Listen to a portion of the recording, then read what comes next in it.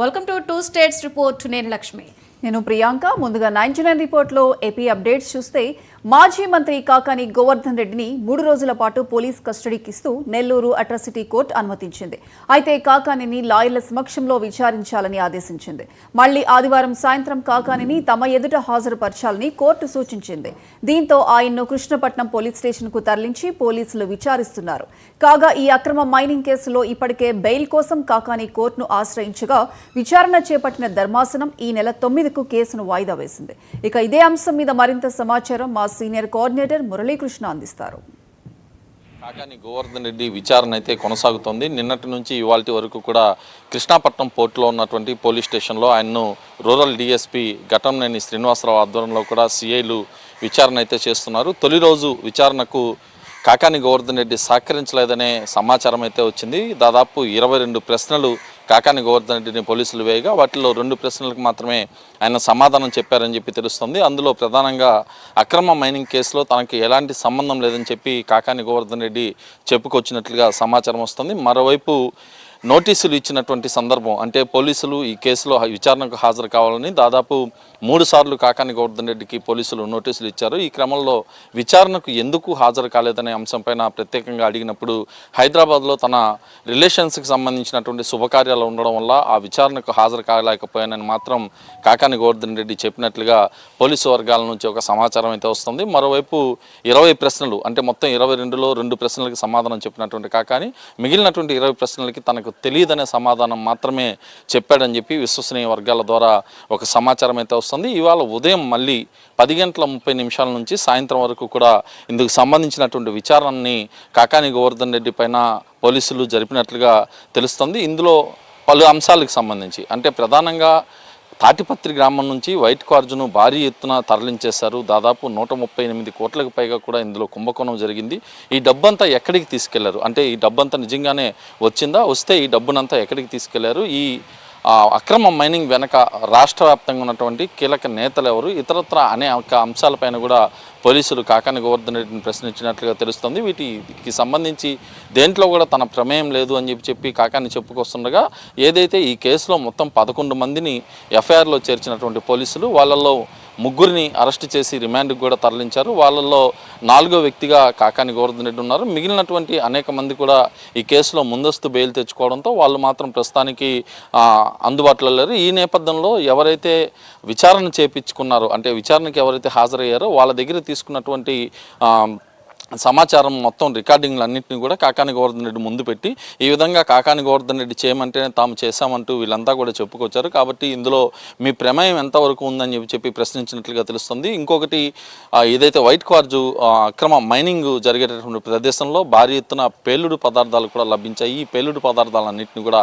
ఎక్కడ కొనుగోలు చేశారు, అదేవిధంగా అక్కడ చుట్టుపక్కల ఉన్నటువంటి గిరిజన కుటుంబాలను కూడా భయభ్రాంతులకు గురి చేస్తూ దుర్భాషలాడారు అనే విధంగా అనేక సంబంధితటువంటి ప్రశ్నల వర్షాన్ని కాకాని గోవర్ధన్ రెడ్డి మీద కురిపించినట్లుగా తెలుస్తుంది. రేపు సాయంత్రం 5 గంటల వరకు కూడా కాకాని గోవర్ధన్ రెడ్డిని విచారణ చేయబోతున్నారు. కృష్ణాపట్నం పోలీస్ స్టేషన్లో ఉన్నటువంటి అక్కడ పోర్టు పరిధిలో ఉన్నటువంటి పోలీస్ స్టేషన్లోనే ఈ విచారణ అయితే కొనసాగుతుంది. నిన్న వాస్తవానికి ఈ నెల గత నెల 25వ తేదీన కాకాని గోవర్ధన్ రెడ్డిని అక్రమ మైనింగ్ కేసులో పోలీసులు అరెస్ట్ చేశారు. 26వ తేదీన వెంకటగిరి కోర్టులో హాజరుపరచగా ఆయనకు 14 రోజుల పాటు రిమాండ్ విధిస్తూ న్యాయస్థానం కూడా ఒక తీర్పు చెప్పడం జరిగింది. ఈ నేపథ్యంలో నెల్లూరు సెంట్రల్ జైలుకి వచ్చిన తర్వాత నెల్లూరు సెంట్రల్ జైలు నుంచి ఆయన తరపునటువంటి న్యాయవాది కాకాని గోవర్ధన్ రెడ్డికి బెయిల్ ఇవ్వాలంటూ జిల్లా కోర్టును ఆశ్రయించారు. అదే క్రమంలో పోలీసులు కూడా విచారణ చేయాలి కాకాని గోవర్ధన్ రెడ్డిని, కాబట్టి తమ కస్టడీకి ఇవ్వాలని చెప్పి పోలీసులు కూడా మరో పిటిషన్ వేశారు. ఈ 2 పిటిషన్లు కూడా నెల్లూరు జిల్లాకు సంబంధించినటువంటి జిల్లా కోర్టులో విచారణ అయితే జరిగింది. అందులో ఇటు బెయిల్ పిటిషన్ను ఈ నెల 9వ తేదీకి వాయిదా వేశారు. మరోవైపు కస్టడీకి మాత్రం పోలీసులు కాకాని కస్టడీకి ఇస్తూ కూడా తీర్పు చెప్పడంతో నిన్న ఉదయం 10:30కి కాకాని గోవర్ధన్ రెడ్డిని పోలీసులు కస్టడీలోకి తీసుకోవాల్సి ఉంది. అయితే కోర్టు నుంచి జైలుకి వచ్చేటటువంటి ఏదైతే ఆదేశాలు లేట్ అవడంతో సరిగ్గా 1:20 ఆయన్ని పోలీసులు కస్టడీలోకి తీసుకుని అక్కడ నుంచి కృష్ణాపట్నం పోర్టులోని పోలీస్ స్టేషన్కి తరలించి 2:30 నుంచి అంటే నిన్న మధ్యాహ్నం 2:30 నుంచి సాయంత్రం 6:30 వరకు తొలి రోజు విచారణ చేపట్టగా ఇవాళ ఉదయం 10:30 నుంచి సాయంత్రం 5 గంటల వరకు కూడా విచారణ చేపట్టినట్లుగా తెలుస్తుంది. రేపు ఉదయం నుంచి కూడా ఇదే విచారణ కొనసాగుతుంది. సాయంత్రం 5 గంటల వరకు విచారణ కొనసాగిన తర్వాత నెల్లూరు జిల్లా సెంట్రల్ జైలుకు తిరిగి కాకాని గోవర్ధన్ రెడ్డిని తీసుకురావాలి తీసుకురావాల్సి ఉంటుంది. అయితే ఈ కేసుకు సంబంధించినటువంటి వివరాల్లోకి వెళ్తే నెల్లూరు జిల్లాలోని పొదలకూరు మండలం తాటిపత్రి గ్రామం నుంచి వైట్ క్వార్జ్, ఈ వైట్ క్వార్జ్ అనేది ప్రధానంగా దేశ విదేశాల్లో విపరీతమైనటువంటి డిమాండ్ ఉంది. ఎలక్ట్రానిక్ పరికరాల్లో వినియోగించేటటువంటి చిప్పులు, ఇతరత్ర అనేక ఎలక్ట్రానిక్ వస్తువుల్లో ఈ వైట్ క్వార్జ్లో లభించేటటువంటి ఖనిజాలను వినియోగిస్తారు. ఈ నేపథ్యంలో ఇది టన్నుకి దాదాపు 50 నుంచి లక్ష రూపాయలు పలుకుతుంది. దీన్నంతా కూడా ఈ ఏదైతే ఈ క్వార్జ్ నుంచి అంటే మైనింగ్ జరిగేటటువంటి తాటిపత్రి మైన్స్ నుంచి, రుస్తుం మైన్స్ నుంచి భారీ ఎత్తున తరలించేసి చైనా వంటి దేశాలకి అమ్మేశారనేది ప్రధాన ఆరోపణ. ఈ ఆరోపణ నేపథ్యంలోనే కాకానితో పాటు 11 మంది మీద కేసులు పెట్టారు. ప్రస్తుతం కాకాని గోవర్ధన్ రెడ్డి విచారణ కొనసాగుతోంది. ఈ నెల 9వ తేదీ అంటే ఎల్లుండి బెయిల్ పిటిషన్ మీద విచారణ జరుగుతుంది. అందులో తీర్పు వచ్చేటటువంటి అవకాశం ఉంది. రేపు సాయంత్రం కస్టడీ పూర్తయిన తర్వాత మరోసారి పోలీసులు ఏమన్నా కస్టడీకి కోరుతారా, లేకపోతే బెయిల్ వస్తుందా, లేకపోతే కాకాని గోవర్ధన్ రెడ్డి జిల్లా జైల్లోనే ఉంటారా? ఈ అంశాలన్నీ కూడా ప్రస్తుతం జిల్లా వైసీపీలో చర్చగా నడుస్తుంది. మరోవైపు వైసీపీ శ్రేణులంతా కూడా నిన్న జైలు వద్దకు చేరుకున్నారు. వాళ్ళ కృష్ణాపట్నం పోలీస్ స్టేషన్ వద్దకు కూడా చేరుకునే ప్రయత్నం చేసినప్పటికీ పోలీసులు అయితే అడ్డుకున్నారు. ఏదేమన్నప్పటికీ కాకాని గోవర్ధన్ రెడ్డి కేసులో విచారణ అయితే వేగవంతంగా జరుగుతుంది. 3 రోజుల పాటు విచారణ జరిగిన తర్వాత రేపు సాయంత్రం తిరిగి ఆయన్ను జిల్లా జైలుకి ఏదైతే కస్టడీ నుంచి జిల్లా జైలుకి కూడా రిమాండ్కి పంపించే అవకాశాలు స్పష్టంగా కనిపిస్తున్నాయి. ఇది కాకాని గోవర్ధన్ రెడ్డి కేసు విచారణలో తాజా పరిస్థితి. వీడియో జర్నలిస్ట్ వంశీతో కలిసి మురళీకృష్ణ, 99 టీవీ నెల్లూరు నుంచి. ఉమ్మడి కడప జిల్లాలో రాజకీయ సంచలనాలు చోటు చేసుకుంటున్నాయి. పార్టీలో కొనసాగుతున్న సుగువాసి కుటుంబం తెలుగుదేశం పార్టీకి గుడ్ బై చెప్పింది. గత ఎన్నికల్లో రాజంపేట ఎమ్మెల్యే అభ్యర్థిగా పోటీ చేసి ఓడిపోయిన సుబ్రహ్మణ్యం తన రాజీనామా లేఖను సీఎం చంద్రబాబుకి పంపారు.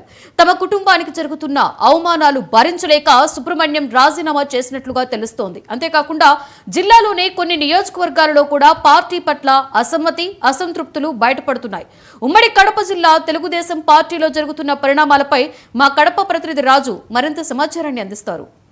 ఉమ్మడి కడప జిల్లాలో టీడీపీకి షాక్ తగిలిందని చెప్పవచ్చు. ఉమ్మడి 10 నియోజకవర్గాలకు గాను రాయచోటి నియోజకవర్గంలో సుగువాసి సుబ్రహ్మణ్యము టీడీపీ పార్టీకి రాజీనామా చేస్తూ కొద్దిసేపటి క్రితమే తను ప్రకటించడం జరిగింది.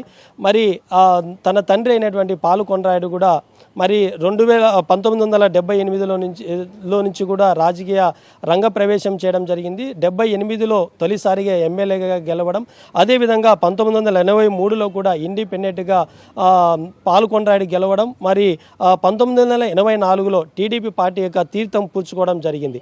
మరి అప్పటి నుంచి ఇప్పటి వరకు కూడా దాదాపు 43 సంవత్సరాలు మరి ఆ కుటుంబము టీడీపీ పార్టీతో ఉంటూ పార్టీలో కష్టాలున్నా, బాధలు, ఇబ్బందులు ఉన్నప్పటికీ కూడా మరి పార్టీతో నడుస్తూ మరి పార్టీకి అభివృద్ధికి, పార్టీ యొక్క అధికారం రావడానికి మరి గత ఎన్నికల్లో కూడా వారి కుటుంబం ఎంతో కృషి చేసిందని కూడా చెప్పవచ్చు. అయితే రాజంపేట సంబంధించి టీడీపీ అభ్యర్థిగా పోటీ చేసినటువంటి సువాసి సుబ్రహ్మణ్యం 2024 ఎన్నికల్లో మరి ఓటమి పాలవడం, మరి తను ఓటమికి కూడా కారణాలు మరి కూటమి నేతలు సహకరించకపోవడం, మరి టీడీపీ పార్టీలో ఉన్నటువంటి కొంతమంది కోవట్టులుగా మారి మరి తనకు ఓటమి పాలు చేయడానికి కూడా అనేక ప్రయత్నాలు కూడా చేయడం కూడా జరిగిందని చెప్పి కూడా గతంలో సువాసి సుబ్రహ్మణ్యం కూడా ఆరోపణలు చేయడం జరిగింది. ఇప్పుడు మరి కడప జిల్లాలో మరి ఉమ్మడి జిల్లాకు సంబంధించి ఈ యొక్క సుబ్రహ్మణ్యము రాజీనామా చేసిన తర్వాత కడప జిల్లాలో రాష్ట్రంలో కూడా ఒక సంచలనంగా మారింది. యాక్చువల్గా ఆ కూటమిలో అధికారంలో ఎవరైతే ఉంటారో ఆ పార్టీలకి మిగతా ప్రతిపక్షాలు రాజీనామా చేసి మరి అధికారంలో ఉన్నటువంటి పార్టీలకి చేరడం చూస్తున్నాం. కానీ ఇక్కడ కడప జిల్లాకు సంబంధించి రాయచోటి నియోజకవర్గంలో మరి అధికారము ఉన్నప్పటికీ కూడా అధికారాన్ని మరి ఉపయోగించుకొని ఎన్నో పదవులు ఆశించాలని చెప్పి కూడా చూస్తూ ఉంటారు. కానీ తను అధికారం నుంచి ఉన్నామని కూడా ఆలోచన చేయకుండా ప్రజలకు సేవ చేయాలి, ప్రజలతో కష్టాలకు మరి వారికి తోడు ఉండాలని చెప్పి పార్టీకి మరి ఏదైనప్పటికీ కూడా ఉండాలని చెప్పినటువంటి సువాసి సుబ్రహ్మణ్యం ఇప్పుడు రాజీనామా చేసిన తర్వాత కడప జిల్లాలో మరి ఒక హాట్ టాపిక్గా మారింది. మరి అదేవిధంగా ఈ యొక్క సువాసి సుబ్రహ్మణ్యం యొక్క బాటలో జిల్లాలో కూడా కొంతమంది కూడా ఉన్నారనేది కూడా జిల్లాలో ఒక చర్చనీయాంశంగా మారింది. గత మహానాడు కంటే బిఫోరు రైల్వే కోడ్ నియోజకవర్గం సంబంధించి అక్కడ ముక్క రూపానందరెడ్డి నియోజకవర్గం నియోజకవర్గ ఇన్ఛార్జిగా బాధ్యతలు తీసుకున్నారు. అక్కడ గత కొన్ని సంవత్సరాల నుంచి విశ్వనాథ నాయుడు పార్టీలో ఉంటున్నారు.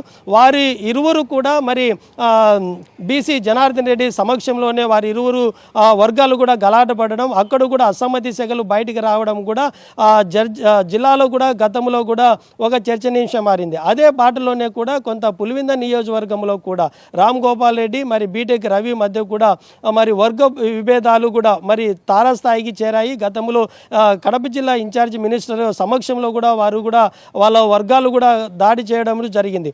మరి అదే విధంగా మరి కడప నియోజకవర్గము సంబంధించి పోలిట్ బ్యూరో సభ్యులు శ్రీనివాస్ రెడ్డి మరి మాధవిరెడ్డికి సంబంధించినటువంటి ఈ కడప నియోజకవర్గంలో కూడా కొంతమంది అసమ్మతులు ఎమ్మెల్యే కావచ్చు, జిల్లా అధ్యక్షులు కూడా పట్టించుకోలేదని కూడా అమీర్ బాబు, లక్ష్మిరెడ్డి కొంతమంది అసమ్మతి నేతలంతా కూడా కొంత కూడా ఉన్నారు. మా పార్టీలో మరి కొన్ని సంవత్సరాల నుంచి ఉన్నాం, మమ్మల్ని గుర్తించకపోవడం లేదని కూడా వారు ఆవేదన చెందిన మహానాడులో కూడా కొంత నాయకుల దగ్గరికి మరి ముఖ్య నేతల దగ్గరికి కూడా వారి యొక్క సమస్యను కూడా చెప్పినట్టు కూడా తెలుస్తుంది.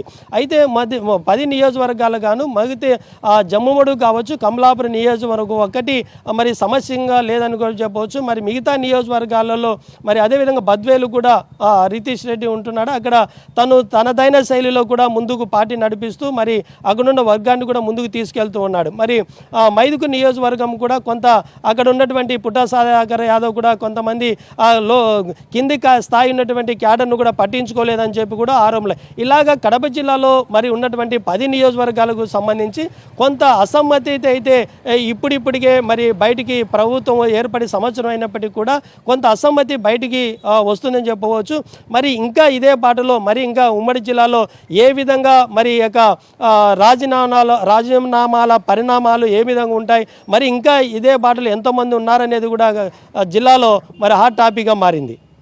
Over to studio. ఇక 99 రిపోర్ట్లో తెలంగాణ అప్డేట్స్ చూస్తే మావోయిస్టుల ఏరువేతే లక్ష్యంగా కేంద్ర ప్రభుత్వం ఆపరేషన్ కగార్ చేపట్టింది. దీంతో భద్రతా బలగాలు మావోయిస్టుల మీద విరుచుకుపడుతున్నారు. పోలీసుల కాల్పుల్లో పలువురు మావోయిస్టులు కీలక నేతలు సైతం హతమవుతున్నారు. అయితే ఆపరేషన్ కగార్ను నిలిపివేయాలని ప్రజా సంఘాలు డిమాండ్ చేస్తున్నాయి. భద్రతా బలగాల అదుపులో ఉన్న మావోయిస్టులను ఎన్కౌంటర్ చేసే ప్రమాదం ఉందని అంటున్నారు. వారికి ప్రాణహాని తలపెట్టకుండా కోర్టులో హాజరుపరచాలని డిమాండ్ చేస్తున్నారు. ఇక దీనికి సంబంధించి మరింత సమాచారం మా రీజనల్ కోఆర్డినేటర్ చిరా రవి అందిస్తారు.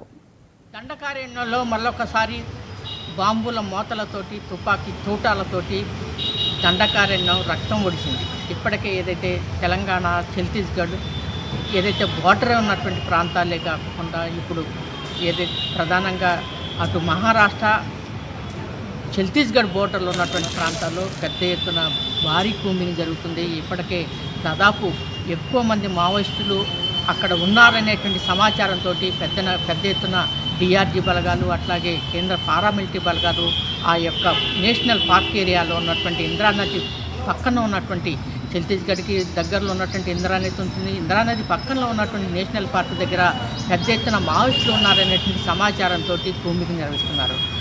పోలీస్ బలగాల కూంబింగ్ తోటి ఇప్పటికే మావోయిస్టులకి అట్లాగే ప్రధానంగా భద్రతా బలగాల మధ్య ఒక పెద్ద ఎన్కౌంటర్ జరిగింది. ఈ ఎన్కౌంటర్లో మొన్న గత వారం రోజుల బట్టి ప్రతిరోజు ఎన్కౌంటర్ జరుగుతున్న నేపథ్యంలోనే ఇక్కడనే ఏదైతే నేషనల్ పార్క్ దగ్గరే ఈరోజు జరిగినటువంటి ఎన్కౌంటర్లో అడేల్పు భాస్కర్ ఏదైతే ఉన్నారో ఆయన తెలంగాణ రాష్ట్ర కమిటీ సభ్యులు చనిపోవడం జరిగింది. దాంతో పాటుగా కొద్దిమంది మావోయిస్టులు తెలంగాణ రాష్ట్రకు సంబంధించినటువంటి ముఖ్యులు అయినటువంటి ఏదైతే ఉన్నారో ప్రధానంగా బండి భాస్కర్ అంటే ప్రకాష్ వారితో పాటుగా ఆ నేషనల్ పార్క్ ఏరియా కార్యదర్శి ఇతర సంబంధించినటువంటి దాదాపు 10 మంది మావోయిస్టులు అదుపులో ఉన్నట్టు ఏదైతే సమాచారం ఉన్నది.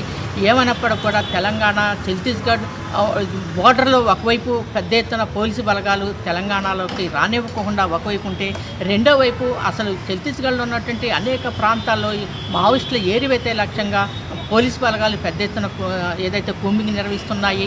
ఇప్పటికే ఏదైతే పార్టీ అంటే మావోయిస్ట్ పార్టీ నేషనల్ కార్యదర్శి నంబాల కేశవరావుతో పాటు కేంద్ర కమిటీ సభ్యుడు సుధాకర్ ఇట్లా ప్రముఖులు ఏదైతే చనిపోతున్న సందర్భం అయితే నెలకొన్నది. ఈ నేపథ్యంలోనే మావోయిస్టు పార్టీ వరుస ఎదురు దెబ్బలతోటి మావోయిస్టు పార్టీలో ఉన్నట్టు నాయకత్వాన్ని టార్గెట్ చేసుకొని మరీ ఏదైతే పోలీసు పెద్ద ఎత్తున ఒకవైపు కూంబింగ్తో పాటు మరొక వైపు ఎన్కౌంటర్లు చేస్తున్న సందర్భం నెలకొంది. ఈ యొక్క వారితో పాటుగా ఈరోజు ఏదైతే అదుపులోకి తీసుకున్నటువంటి ఏదైతే తెలంగాణ వారితో పాటు మిగతా నాయకత్వాన్ని కూడా దాదాపు 10 మంది మావోయిస్టులు ఏదైతే నాయకత్వాన్ని పోలీసు అదుపులో ఉండటంతో అంటే భద్రతా బలగాల అదుపులో ఉండటంతో పౌర హక్కులు అట్లాగే మానవ హక్కులు పెద్ద ఎత్తున ఏదైతే వాళ్ళకి ప్రాణాన్ని తలపెట్టొద్దని చెప్పేసి కోరుతున్న సందర్భంలో ఇక్కడనే మానవ హక్కుల కమిటీ రాష్ట్ర ఉపాధ్యక్షులు కాదరబాబు గారు ఉన్నారు. వారిని అడిగి మరిన్ని విషయాలు తెలుసుకున్నాయి. సార్ చెప్పండి, ఏదైతే మానవ హక్కులు ఏదైతే ఈరోజు మధ్య భారతంలో ఉన్న ఛత్తీస్గఢ్లో కానీ ఆంధ్రాలో కానీ తెలంగాణలో కానీ మాస్కులు పెట్టి ఏరివేస్తున్న సందర్భం అయిపోయినది. దీని పట్ల మీ స్పందన? ఇవాళ కేంద్ర ప్రభుత్వం నిర్వహించే అంతిమ యుద్ధం అనేది అంతిమ యుద్ధం కాదు, అక్రమ యుద్ధం. అక్రమ యుద్ధం అని ఎందుకు చెప్పాల్సి వస్తుందని అంటే ఇప్పుడు జరుగుతున్న సంఘటనలు కానీ వాళ్ళు చేస్తున్న పనులు కానీ రాజ్యాంగానికి అనుకూలంగా లేవు, అట్లాగనే అమల్లో ఉన్న చట్టాలకు అనుకూలంగా లేవు. ఉదాహరణకి రాజ్యాంగం ప్రకారం ఆర్టికల్ 14లో ప్రతి వ్యక్తికి, ఈ దేశంలో ఉన్న ప్రతి వ్యక్తికి సమాన హక్కులు, చట్టం ముందు సమానులే, చట్టాలు అందరికీ వీళ్ళకు ప్రతి వ్యక్తికి వర్తించాలి. ఆ విధంగా ఇక్కడ వర్తించట్లేదు. అట్లానే ఆర్టికల్ 21 ఆ జీవితాన్ని కానీ హక్కుల హరణ కానీ ఒక చట్ట ప్రకారం చేయాల్సింది తప్పితే ఇష్టం వచ్చిన రీతిలో చేయడానికి లేదు. అట్లాగనే ఆర్టికల్ 22 ప్రకారం కూడా పట్టుకున్న వెంటనే అతనికి ఇన్ఫర్మేషన్ చేయాలి, అరెస్ట్ చేసిన వాళ్ళని ఎందుకు ఇన్ఫర్మేషన్ చేసినా చెప్పాలి, అతను వాళ్ళ లాయర్లకు కానీ వాళ్ళ బంధువులకు కానీ తెలియజేయాలి. 24 గంటల్లో పట్టుకున్న వాళ్ళని వెంటనే కోర్టు ముందు అప్పచెప్పాలి. ఇవన్నీ జరగట్లేదు కాబట్టి ఇది అక్రమ యుద్ధం అని మేము అంటున్నాం. ఇప్పుడు మాకు బంధుమిత్రుల ద్వారా తెలిసింది ఏంటంటే ఈ ఓడేలతో పాటు నిన్న జరిగిన సుధాకర్ గారి ఎన్కౌంటర్లో పాటు ఒక 10 మంది ఎవరెవరంటే ప్రకాష్, దిలీప్, ఇంకా కొంతమంది పోలీసులు అదుపులో ఉన్నట్టు వారి బంధుమిత్రుల ద్వారా తెలుస్తున్నది.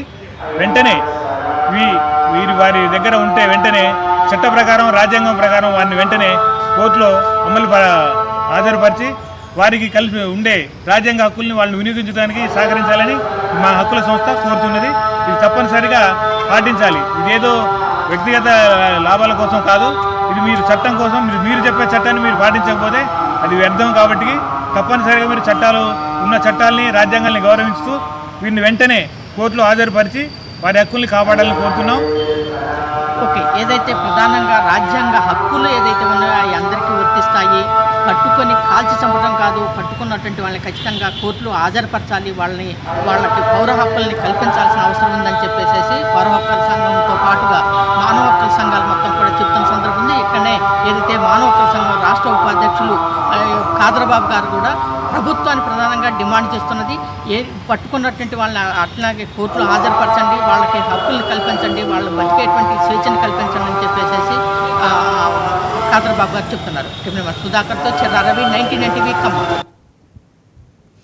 ములుగు జిల్లా ఇచ్చర్ల గ్రామంలో ఫామ్ ఫ్యాక్టరీ ఏర్పాటు పట్ల ప్రజలు హర్షం వ్యక్తం చేస్తున్నారు. జిల్లాలో ఆయిల్ ఫామ్ ఫ్యాక్టరీ మంజూరుకు మంత్రి సీతక్క కృషే కారణమని వారు కొనియాడుతున్నారు. జిల్లా వ్యాప్తంగా ఇప్పటికే 3000 ఎకరాలు ఆయిల్ ఫామ్ సాగు జరుగుతుంది. దీంతో ఫ్యాక్టరీ నిర్మాణం చేపడితే ఉమ్మడి వరంగల్ జిల్లాతో పాటుగా ఖమ్మం జిల్లా రైతులకి కూడా మేలు జరుగుతుంది. ఇక ములుగులో ఆయిల్ ఫామ్ ఫ్యాక్టరీ ఏర్పాటు మీద ప్రజలు ఏమనుకుంటున్నారు? మరింత సమాచారాన్ని మా ప్రతినిధి సంపత్ అందిస్తారు. ములుగు జిల్లా అభివృద్ధిలో ముందుకు పోతుందని చెప్పి కాంగ్రెస్ నాయకులు తెలియపరుస్తున్నారు. ఇప్పటికే ములుగు జిల్లాలో అనేక సంక్షేమ పథకాలతో పాటు ఉద్యోగాలు కూడా అందించడం జరిగింది. ఇప్పుడు ఆయిల్ ఫామ్ ఫ్యాక్టరీ నిర్మించడం పట్ల ఎంతో సంతోషం వ్యక్తం చేస్తున్నారు. మన మధ్యలో గ్రంథాలయం చైర్మన్ బాలత రవిచంద్ర ఉన్నారు, వారితో మాట్లాడిద్దాం. అన్నగారు నమస్కారం. నమస్కారం. ములుగు జిల్లాకు ఈ యొక్క ఆయిల్ ఫామ్ రావడం పట్ల ఎలా వ్యక్తం చేస్తున్నారు? సంతోషం. మేము చాలా సంతోషంగా ఉన్నామన్నా. మేమే కాదు, ఇక్కడ ఉన్న ములుగు జిల్లాకు సంబంధించినటువంటి రైతాంగంతో పాటుగా నిరుద్యోగులు కూడా ఈ విషయంలో సీతక్క గారికి అభినందనలు తెలియజేయడం జరుగుతుంది. ఎందుకు అనంటే ఆయిల్ ఫామ్ ఫ్యాక్టరీకి సంబంధించి ఇంచర్ల దగ్గర మొన్న 5వ తారీఖు రోజు క్యాబినెట్ మీటింగ్లో ఆడ 12 ఎకరాల విస్తీర్ణంలో ఆడ ఆమోదం తెలిపిన తర్వాత ఆ ఆమోదం పట్ల సీతక్క గారి కృషి అనేది ఎంతో ఉంది. ఆ అక్కగారు ఇక్కడ ఉన్న సమస్యల మీద ఒక డెవలపింగ్ అనే విషయంతో పాటుగా ఇక్కడ ఉద్యోగ అవకాశాలు కూడా కల్పించాలనేది ఒకటైతే, రెండోది ఇక్కడ ఉన్న రైతాంగానికి కూడా ఆయిల్ ఫామ్ ఫ్యాక్టరీ పెట్టడం ద్వారా అనేక రకాల లబ్ధి చేకూరుతుందని చెప్పి దృఢ నిశ్చయంతోనే ఈ యొక్క మన ఫ్యాక్టరీ అనేది శాంక్షన్ చేయించడం జరిగిందని ఇక్కడ ఉన్న యువత కానీ రైతులు కానీ ప్రజలు కానీ భావిస్తున్నారు. ఓకే, మనం చూసుకున్నట్లయితే ఇప్పటికే ములుగు జిల్లాలో బస్ స్టాండ్ లేకపోతే బస్ డిపో కూడా ఏర్పాటు చేయడం జరిగింది. బస్ స్టాండ్ కూడా కొత్తగా నిర్మాణం చేపట్టినటువంటి బస్ స్టాండ్ కూడా 7 ప్లాట్ఫామ్లతో 4 కోట్ల చిల్లతో బస్ స్టాండ్ ఏర్పాటు చేయడం. చూసుకున్నట్లయితే మల్లంపల్లి అనేక అభివృద్ధి పనులు అయితే ఇక్కడ జరుగుతున్నాయి. ఇప్పటికీ ములుగు జిల్లాలో ఈ యొక్క కార్యక్రమం పట్ల సీతక్క మంత్రిగా ఉన్నటువంటి సీతక్క దగ్గర మీరు పనిచేయడం, ఈ యొక్క గ్రంథాలయం చైర్మన్గా చేయడం పట్ల ఎలా మీరు ఆశ్చర్యం వ్యక్తం చేస్తున్నారు? మేము చాలా సంతోషంగా ఉన్నామన్న. ఒక గ్రంథాలయ చైర్మన్గానే నేను కాకుండా సీతక్కతోటి ఉండే ప్రతి కార్యకర్త కూడా ఇవాళ రొమ్ము విరుచుకొని ఇవాళ మా కాన్స్టిట్యున్సీలో మా జిల్లాలో ఇంత గొప్ప కార్యక్రమాలు చేపడుతున్నటువంటి ఈ ప్రభుత్వానికి మరియు మా మంత్రివర్యులు సీతక్క గారికి ప్రతి ఒక్కరూ మేమందరం రుణపడుతూ పాటుగా మేము ఇవాళ వెన్ను విరుచుకొని ప్రజలలో కూడా తిరగడానికి మాకే హక్కు ఉన్నదని చెప్పి మేము సంతోషంగా భావిస్తున్నాం. దాంతోపాటుగా ఇక్కడ ముఖ్యంగా ఏంటంటే గడిచిన 18 నెలలలోనే ప్రజాపాలన ఏర్పడిన తర్వాత ఈ 18 నెలలలోనే ఈ ముఖ్యంగా ములుగు కాన్స్టిట్యున్సీకి ములుగు జిల్లాకు సంబంధించిన అనేక రకాల అభివృద్ధి కార్యక్రమాలు చేయడం జరిగింది. రోడ్లు అయితేనేమి, మల్లంపల్లి మండలం అయితేనేమి, ములుగు మున్సిపాలిటీ అయితేనేమి, దాంతోపాటుగా 8 దాటిన తర్వాత మనకు వరంగల్ నుంచి వెళ్ళి ఎటు నాగారం అటు కింది స్థాయి పోవడానికి బస్సులు లేవు, స్టిల్ ఇప్పటికి కూడా లేవు అన్న. కానీ దాని మీద ఖచ్చితంగా వాళ్ళందరికీ ఈ ములుగు ప్రాంతానికి సంబంధించిన అటు ఎటునాగరం ప్రాంతానికి సంబంధించిన వాళ్ళ ప్రజలకు ఎటువంటి ఇబ్బంది రావద్దనే ఆలోచనతోటి అక్కగారు అక్కడ ఎటునాగరం డిపో శాంక్షన్ చేయించడం జరిగింది. మంగాపేటలో బస్టాండ్ నూతనంగా బస్టాండ్ ఆధునికరంగా అక్కడ శాంక్షన్ చేయించడం జరిగింది. బస్టాండ్ తోటి ముఖ్యంగా ములుగులో మోడల్ బస్టాండ్ కూడా సుమారుగా 4 కోట్ల రూపాయలతో శాంక్షన్ చేయించడం జరిగింది. మొన్న రీసెంట్గా ప్రారంభోత్సవానికి రవాణా శాఖ మంత్రి వర్యులు పొన్నం ప్రభాకర్ గారు వచ్చినప్పుడు కూడా అక్కడ మన కలెక్టరేట్ దగ్గర గట్టమ్మ దగ్గర కూడా అక్కడ 50 లక్షలు సుమారుగా 50 లక్షలతోటి అక్కడ కూడా బస్ స్టాండ్ ఏర్పాటు చేయాలి. ఎందుకనంటే అక్కడ మెడికల్ కాలేజీ, గిరిజన యూనివర్సిటీ, కలెక్టరేటు, అట్లాగే బెటాలియను, ఇంకా వేరే ఆఫీసులు R&B ఇట్లా ఉన్నది కాబట్టి, మెడికల్ కాలేజ్ ఇవన్నీ ఉన్నాయి కాబట్టి అక్కడ బస్సు అనే సౌకర్యం తప్పకుండా ఉండాలని 50 లక్షల రూపాయలతో కూడా శాంక్షన్ చేయించడం. ఇవే కాదు, ములుగు మీద ప్రతి గడప, ప్రతి ఊరు, ప్రతి పల్లె అక్కకు ఎక్కడ ఏది ఉన్నదో మొత్తం తెలుసు కాబట్టి, ఏ గ్రామంలో ఏ సమస్య ఉన్నదో, ఏ గ్రామానికి ఏ రోడ్డు లేదో క్షుణ్ణంగా తెలుసు కాబట్టి ప్రతి గ్రామానికి ఇవాళ రోడ్ల జాతరే జరుగుతుంది. కానీ అప్పుడు ప్రోత్సాహం లేదు. ఇక వాళ్ళు ఎక్కడ అమ్ముకోవాలో వాళ్ళకు అర్థం కాకుండా మిగతా వాళ్ళు వేద్దాం అనుకున్న వాళ్ళు కూడా అక్కడ కొంచెం స్టక్ అయిపోయిండ్రు. ఇప్పుడు ఈ ఫ్యాక్టరీ శాంక్షన్ చేయించడం వల్ల ఈ 3000 ఎకరాలలో వేసుకున్న రైతులు రేపు 50 రోజులలో సుమారుగా 10,000 ఎకరాలకు చేరుతుంది. దానివల్ల ఇక్కడ అన్ని రకాలుగా మనకు లబ్ధి చేకూరుతుందని చెప్పి మేము విశ్వాసం వ్యక్తం చేస్తున్నాం.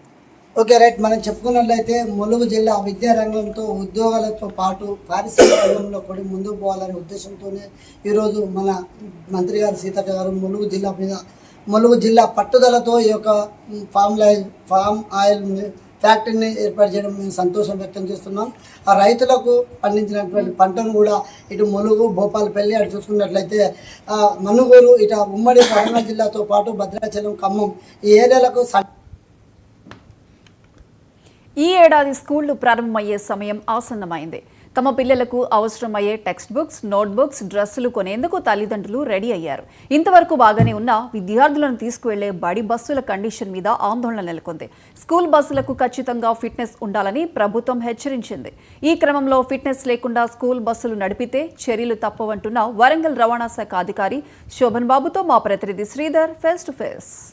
వ్యాప్తంగా ఏదైతే ప్రైవేట్ స్కూళ్ళకు సంబంధించినటువంటి వాహనాలు అయితే బస్సెస్, ముఖ్యంగా స్కూల్ బస్సుల విషయంలో పూర్తిగా ఇక్కడ ఉన్నటువంటి ఆర్టీఏ అధికారులు పూర్తిగా ఇక్కడ శిక్షణ కొనసాగుతున్నాయి. ప్రధానంగా చూసుకుంటే ఏదైతే ఉమ్మడి జిల్లా వ్యాప్తంగా ఏదైతే ప్రైవేటు బస్సులు ఉన్నాయో స్కూల్ బస్సులపై ప్రత్యేక కొరడా జుల్పించేందుకైతే ఆర్టీఏ అధికారులు అయితే 3 రోజుల నుంచి ఒక టాస్క్ నిర్వహిస్తున్నారు. ప్రధానంగా ఫిట్నెస్లు ఉన్నటువంటి బస్సులు, అదేవిధంగా అక్కడ ఉన్నటువంటి ఏదైతే డ్రైవర్లకు సంబంధించినటువంటి సిన్సియారిటీతో పాటు డ్రైవింగ్ లైసెన్స్ సంబంధించినటువంటి ఆంక్షలు ఏ విధంగా ఉన్నాయి వాటన్నింటినీ క్షుణ్ణంగా పరిశీలిస్తున్నారు. మనతో మాట్లాడేందుకు ఆర్టీఏ అధికారి శోభన్ బాబు గారు మనతో ఉన్నారు. ఆయన అడిగి తెలుసుకునే ప్రయత్నం చేద్దాం. సార్ చెప్పండి, ఉమ్మడి జిల్లా వ్యాప్తంగా ఆర్టీఓ అధికారులు పూర్తి స్థాయిలో అప్రమత్తమయ్యారు. ప్రత్యేక టీములు కూడా ఏర్పాటు చేస్తున్నారు. ప్రధానంగా కొద్ది రోజుల్లో స్కూల్కు సంబంధించినటువంటి బస్సులు, వాటి సౌకర్యాలు, ప్రయాణాలు కొనసాగే అవకాశాలు కనబడుతున్నాయి. ప్రధానంగా స్కూల్ పిల్లల విషయంలో బస్సులో పరిస్థితి ఎలా ఉంది, వాటి ఫిట్నెస్ల విషయం ఎలా కొనసాగుతుంది, ఎలా పర్యవేక్షణ కొనసాగిస్తున్నారు? ఆల్రెడీ దీనికి సంబంధించి స్కూల్ యాజమాన్యాలతోటి మీటింగ్ కండక్ట్ చేసేసి వాళ్ళకందరికీ కూడా క్లియర్ ఇన్స్ట్రక్షన్ ఇచ్చాము. సో ఫిట్నెస్కి సంబంధించినది ఏవేవైతే పారామీటర్స్ ఉంటాయో అవన్నీ రిపేర్లు చేసుకొని, ఇప్పుడు హ్యాండ్ బ్రేకే కావచ్చు, ఫస్ట్ ఎయిడ్ ఉండాలి, ప్లస్ ఫైర్ ఎక్స్టింగ్విషర్ ఉండాలి, all 4 sides school name mention చేయాలి డీటెయిల్గా విత్ మొబైల్ నెంబర్తో సహా. నెక్స్ట్ వచ్చేసేసి all lights, indicators, head lights, wipers ఇవన్నీ కూడా రిపేర్లు చేసుకొని, స్టీరింగ్ సిస్టమ్ కానీ బ్రేక్ సిస్టమ్ కానీ అన్నీ రిపేర్లు చేసేసుకొని ఫిట్నెస్కి రావాలని ఇన్స్ట్రక్షన్స్ ఇచ్చాము. దాని ప్రకారము వెహికల్స్ రిపేర్ చేసేసుకొని ఆల్రెడీ ఫిట్నెస్కి వస్తున్నవి. ఇప్పటి వరకు అయితే ఒక 150 వెహికల్స్ ఫిట్నెస్ చేశాము. ఏవైతే కొన్ని రీజన్స్ తోటి వాటికి ఫిట్నెస్ CFR కూడా ఇష్యూ చేసాము. ఆల్మోస్ట్ ఒక 20 వెహికల్స్. లైక్ కొన్నిటికేమో ఫ్రంట్ గ్లాస్ విండ్షీల్డ్ అంటారు, అది బ్రేక్ అయి ఉండే, కొన్నిటికేమో లైట్స్ రాలేదు, కొన్ని ఇన్సైడ్ అబ్జర్వ్ చేసేస్తే సీట్స్ బాగా లేకుండే వాటికి. నెక్స్ట్ వచ్చేసి బ్రేక్ సిస్టమ్ కానీ అన్నీ చెక్ చేసేసి వేటికైతే డిఫెక్ట్ ఉన్నాయో వాటికి CFR నోటీస్ కూడా ఇష్యూ చేశాము. ప్రధానంగా మన స్కూల్ బస్సు చూసుకుంటున్నాం. ఇప్పుడు చూస్తున్నటువంటి సందర్భంలో మీరు మెయిన్గా ఎట్లాంటి వాటి మీద మీరు ప్రత్యేక శ్రద్ధ చూపిస్తున్నారు? ప్రధానంగా వేటి మీద మనకు రీజన్స్ కనబడుతున్నాయి చూడండి. స్కూల్ బస్ చెక్ చేసేటప్పుడు కంపల్సరీ ముందు ఫ్రంట్ స్కూల్ నేమ్ ఉందా లేదా చెక్ చేసేసుకుంటాము. సేమ్ టైంలో మిర్రర్స్ ఉన్నావా లేవా, వైపర్స్ వర్కింగ్ కండిషన్ ఉన్నాయా లేవా, ఇక్కడ వచ్చే ఫ్రంట్ సైడ్ వచ్చే ఇండికేటర్స్ వర్క్ చేస్తున్నాయా లేవా, నెక్స్ట్ వచ్చేసి హెడ్ లైట్స్ ఇవన్నీ కూడా ప్రాపర్గా ఉన్నాయా లేవా అని చెక్ చేసుకుంటాము. అలానే సైడ్కి వచ్చేస్తే ఈ సైడ్ విండోస్ పక్కకు రైల్స్ ఉన్నావా లేవా అని క్లియర్గా చేస్తాము. రైల్స్ కంపల్సరీ ఉండాలి. పిల్లలు బయట చేతులు పెట్టకుండా కానీ బయటకు రాకుండా కానీ యూజ్ అవుతుంది. అలానే చిన్నపిల్లలు ఎక్కేటప్పుడు ఈ హ్యాండిల్ అనేది కంపల్సరీ ఉండాలి వాళ్ళకు. ఇది ఎందుకంటే హైట్ ఎక్కువ ఉన్న వాటికి కూడా ఇది వాటికి ఇంకొకటి స్టెప్ ఇండికేషన్ ఇస్తాము. మీ తల్లిదండ్రులకు first of all already school యాజమాన్యాలతో కండక్ట్ చేసేసి వాళ్ళకి ఇవ్వాల్సిన ఇన్స్ట్రక్షన్స్ అన్నీ ఇచ్చాము. స్కూల్ బస్సులు ఎలా ఉండాలి, ఎలా రిపేర్ చేసుకోవాలి, ఏమేమి వర్క్ చేయాలి, ఏది వర్క్ చేయకుండా మేమైతే ఫిట్నెస్లు అనేది సర్టిఫికేట్ జారీ చేయబడదని క్లియర్గా ఇన్స్ట్రక్షన్స్ ఇచ్చాము. దానికి కూడా వాళ్ళు అంగీకరించారు, అన్నీ చేసుకొని వస్తామని మాట ఇచ్చారు. దాని ప్రకారం ఇప్పుడు వచ్చిన ఫిట్నెసెస్ కూడా చెక్ చేసి ఇష్యూ చేస్తున్నాము. సో ఈ తల్లిదండ్రులకు కూడా బాధ్యత ఉంటుంది. వాళ్ళు కూడా వాళ్ళకి వీలు చిక్కినప్పుడు ఆ బస్సులో పిల్లలతో సహా తల్లిదండ్రులు కూడా అప్పుడప్పుడు ప్రయత్నిస్తే ఆ స్కూల్ యాజమాన్యానికి కానీ డ్రైవర్కి కానీ కొంత ప్రెజర్ అనేది ఉంటుంది. మేము కూడా ప్రాపర్గా మెయింటైన్ చేయాలి, లేదంటే తల్లిదండ్రుల నుంచి కూడా కంప్లైంట్స్ ఇష్యూస్ వస్తాయి అనేది. ప్లస్ ఏవైతే వీళ్ళు ట్రావెలింగ్లో ఆ స్కూల్లో వెళ్ళినప్పుడు ఏదైనా అబ్జర్వ్ చేసేస్తే కంపల్సరీ స్కూల్ యాజమాన్యానికి ఇంటిమేషన్ ఇవ్వాలి. ఎవ్రీ మంత్ కూడా స్కూల్ యాజమాన్యం తల్లిదండ్రులతోటి కూడా ఒక మీటింగ్ అరేంజ్ చేసేసుకొని మంచి చెడులు మాట్లాడుకుని దానికి సంబంధించిన రెక్టిఫికేషన్ చేసుకుంటే ప్రమాదాలు తగ్గుతాయి, పిల్లలు కూడా సేఫ్ ట్రావెలింగ్ అవుతుంది, యాజమాన్యానికి కూడా మంచి పేరు వస్తుంది. ప్రధానంగా మీరు ప్రధాన బాధ్యత తల్లిదండ్రులు అంటున్నారు. కొన్ని చోట్ల ప్రైవేట్ స్కూళ్ళకు సంబంధించినటువంటి వారు ప్రైవేట్ ఆటోలను నడుపుతున్నారు. ఆటోల ద్వారా కూడా కిక్కిరిసిన జనాలను తీసుకొచ్చి ప్రయాణం చేస్తున్నారు. అలాంటి మీ దృష్టికి వచ్చాయా? వాటి మీద ఎలాంటి చర్య తీసుకోవచ్చు? మా ఎన్ఫోర్స్మెంట్లో అటువంటి దృష్టికి వస్తే మాత్రం డెఫినెట్గా మేము దానికి సంబంధించిన కేసెస్ అయితే బుక్ చేస్తాము. ఇప్పుడు ఈ స్పెషల్ డ్రైవ్ కూడా స్టార్ట్ అవుతుంది. అప్పుడు కూడా ఇటువంటి మా నోటీస్లోకి వచ్చినప్పుడు మేము చూస్తే మాత్రం 100% కేసెస్ బుక్ చేసేసి వారికి తగిన చర్యలు తీసుకోబడతాయి. రైట్. ఈ విధంగా ఆర్టీఐ అధికారులు శోభన్ బాబు గారు చెప్తున్నటువంటి అంశం అయితే కనబడుతుంది. ప్రధానంగా వరంగల్లో ఉన్నటువంటి ఏదైతే ప్రైవేట్ స్కూళ్ళకు సంబంధించినటువంటి స్కూల్ బస్సులు ప్రత్యేకంగా ఫిట్నెస్లు, అదేవిధంగా డ్రైవర్కి సంబంధించినటువంటి ఫిట్నెస్, అదేవిధంగా అన్ని ప్రమాణికాలతోనే రోడ్డు ఎక్కాలి, చిన్నపిల్లల భవిష్యత్తును ఆడుకోవద్దు అని చెప్పేసి యజమానులకు చెప్పడమే కాకుండా తల్లిదండ్రులు కూడా సమన్వయంగా ఒక బాధ్యత వహించాలి. పిల్లలను సురక్షితంగా సంరక్షితంగా స్కూళ్ళకు చేరవేసి అదేవిధంగా తమ గమ్యాలకు చేర్పించుకోవాలంటే తల్లిదండ్రుల బాధ్యత కూడా ఉంటుంది. కనీసం ఒక్కసారైనా కానీ తల్లిదండ్రులు కూడా స్కూల్ బస్సులో ప్రయాణం చేయాలి, వారి బాధ్యత కూడా వహించాలి. అదేవిధంగా ప్రైవేటు స్కూళ్ళల్లో ఉన్నటువంటి బస్సులని ఆశ్రయించాలి. ప్రైవేటు వాహనాలు ముఖ్యంగా ఆటోలను వినియోగించదు, ఆటోల ద్వారా ప్రమాదాలు ఉంటాయని చెప్పేసి వాటిపైన కూడా స్పెషల్ డ్రైవ్లు చేస్తామని చెప్పేసి చెప్తున్నారు ఆర్టీఐ అధికారులు. ఈ విధంగా వరంగల్లోనైతే ఉమ్మడి జిల్లా వ్యాప్తంగా వరంగల్లో స్కూల్ బస్సుల పర్యవేక్షణ అయితే కొనసాగుతుంది. ముఖ్యంగా ఆర్టీఐ అధికారులు అయితే అప్రమత్తమైనటువంటి అంశం అయితే వరంగల్లో ఉన్నదని చెప్పుకోవచ్చు. ఇది ఇక్కడ తాజా అప్డేట్. కెమెరా పర్సన్ సంపత్తో 99 టీవీ శ్రీధర్, వరంగల్.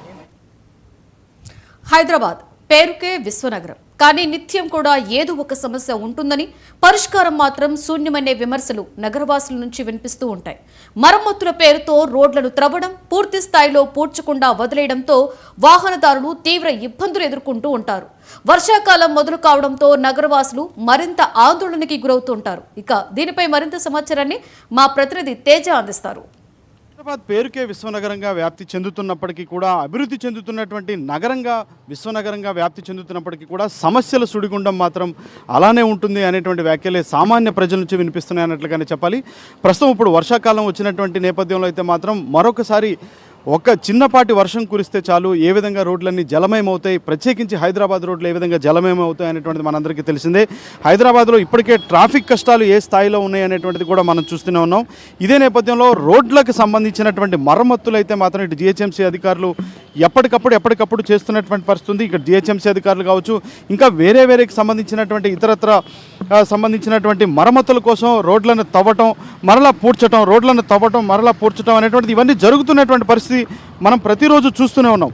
కానీ ఇప్పుడు ప్రస్తుతం మనం ఈ బంజారాహిల్స్ రోడ్ నెంబర్ 12 అదేవిధంగా రోడ్ నెంబర్ 14 నందినగర్ దగ్గర ఉన్నటువంటి ఏరియాలలో మనం ఉన్నాము. ఒక్కసారి ఇక్కడ చూసేటువంటి ప్రయత్నం చేస్తే మాత్రం ఇక్కడంతా కూడా రోడ్లంతా కూడా మరమ్మతు చేసినటువంటి పరిస్థితి ఉంది. కానీ వీటికి పూర్తి స్థాయిలో మళ్ళీ రోడ్డు వేసినటువంటి ఆ పరిస్థితి కనిపించట్లేదు అన్నట్లుగానే చెప్పాలి. ఎందుకంటే రోడ్డు వేయకపోతే ఒకవేళ భారీ వర్షాలు ఉంటాయి, ఈసారి వర్షాలు ఎక్కువగా ఉంటాయని చెప్పి వాతావరణ శాఖ హెచ్చరిస్తూ ఉన్నటువంటి పరిస్థితులు కూడా మనం చూస్తూనే ఉన్నాం. ఈ నేపథ్యంలో మరి రోడ్లన్నీ కూడా ఇట్లా వేయకపోతే కార్లు కావచ్చు, బైక్ల పైన వెళ్ళే వాళ్ళు కావచ్చు, ఇంకా ఇతరత్ర పాదచారులు కావచ్చు చాలా ఇబ్బంది పడేటువంటి అవకాశం ఉంటుంది అనేటువంటిది అయితే మాత్రం సామాన్య ప్రజల నుంచి వస్తుంది.